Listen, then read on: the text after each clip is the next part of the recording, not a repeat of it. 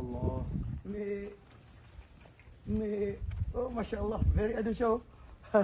May, Masya Allah. Ang ganda ng mga kinakain nila. Oo.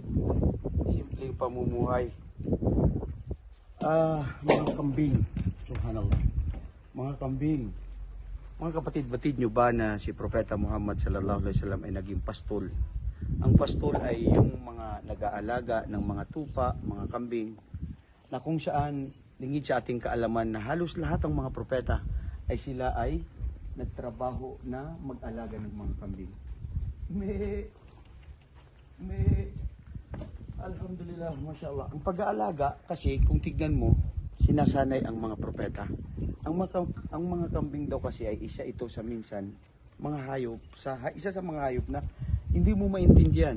Papuntahin mo siya dito, tapos dito siya pumupunta, paunahin mo doon, tapos ayaw niya maglakad. So kinakailangan dito ng mahabang pasensya.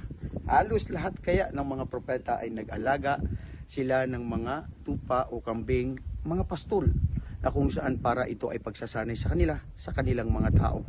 Paano makitungo sa mga tao? Ang mga tao, iba't ibang uri ng kanilang mga personalidad at ang katangian ng kanilang pag-uugali. So, subhanallah, pinupuri natin, niluluwalhati natin ang Allah subhanahu wa ta'ala, nilikha niya ang mga katulad nitong mga hayop na ito at mga iba pang mga hayop na pinapakinabangan at tinatamasa natin. Saan tayo para hindi natin purihin ang Allah subhanahu wa ta'ala?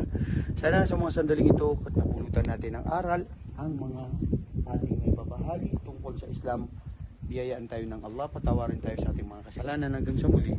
Assalamualaikum warahmatullahi wabarakatuh.